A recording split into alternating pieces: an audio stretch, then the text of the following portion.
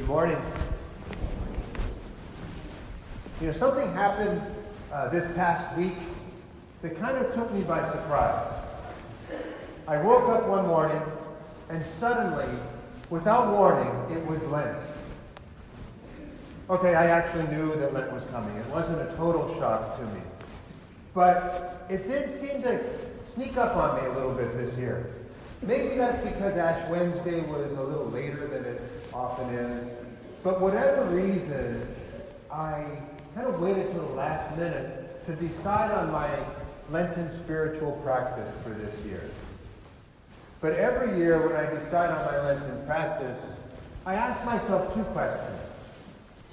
I ask, what will I do for Lent this year? And why will I do it? When I was a little boy, I thought that Lent was exclusively about giving something up. Right? Usually something that I really enjoyed, like eating candy or teasing my sister. But when we do that, when we make Lent exclusively about giving something up, we reduce Lent to little more than a test of endurance. And it was a test that I would often fail. When I was younger, I had no spiritual dimension to my Lenten practice. I would give something up every year because that's what you do. I thought that was the rule. You give something up. But I never asked why. Never asked, what is the point of this sacrifice? And I never realized that there are three pillars of Lent: prayer, fasting, and almsgiving. And I didn't realize that when I make Lent exclusively about giving something up, I'm only addressing one of those pillars, fasting. And I'm ignoring the other two, prayer and almsgiving. So now, when I enter into the season of Lent, I try to make sure that whatever practice I choose incorporates all three pillars. I still give something up. I give something up for Lent every year. But I also add extra time to my daily prayer. And I also make a Lenten donation to a worthy charity. And I can put all of those things together to one thing. For example, let's say I give up coffee for Lent, right? Well, I can save the money that I would have spent on coffee and donate it to the outreach to the homeless. And I can make a little extra time in my prayer each day and pray for those homeless people whom I hope will benefit from my donation. And I can even go do one better. I can donate my time in service to the homeless. But I still haven't answered the question, why? What's the point? Well, Lent is a season of preparation. We prepare during Lent to commemorate the passion, death, and resurrection of our Lord during the Easter Triduum of Holy Thursday, Good Friday, and Easter. And an important part of that preparation is to evaluate how we're doing with our relationship with God, to identify areas where we can improve, and then to work to improve that relationship with God. Now, this is really a lifelong journey for Christians. But in Lent, we kind of turn it up a notch. And we put a little extra focus on improving that relationship with God. It's easy to see how prayer can help our relationship with God. After all, prayer is conversation with God. And the more we engage in that conversation, the better that relationship will be. And it's not too tough to see how almsgiving can benefit our relationship with God.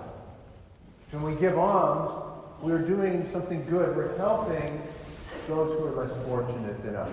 And Jesus tells us, whatever you do to the least of my brothers and sisters, you do for me. But what about fasting? How does fasting help in our relationship with God? Well, when we fast, when we make that decision to abstain from something for 40 days, we will be tempted. Assuming that we're taking Lent seriously. I mean, if I fast from rutabagas, I'm not going to be tempted. But if I fast from ice cream, the only thing I like better than ice cream is more ice cream. If I fast from ice cream, I promise you I will be tempted. I will be tempted to break that fast. In the gospel that we heard today, Jesus goes into the desert to be tempted by the devil. And he does it deliberately and intentionally. Just as we choose our Lenten sacrifice, just as we enter the season of Lent deliberately and intentionally, Jesus knew what he was doing. He knew what he was getting into. He could have skipped it. He could have said, forget this desert thing. I'm going straight to Galilee and beginning my ministry. But he chose to go into the desert and to deny himself food for 40 days and be subjected to that temptation. And he looked the devil in the eye and he said, no, I will not give in to your temptation. Now, it's unlikely that any of us will have a Lenten sacrifice that can even compare to what Jesus went through in the desert. But we will face temptation. Some of us have already been tempted in these first few days of Lent. I have.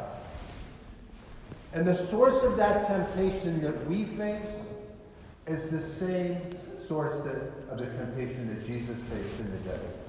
It's the devil.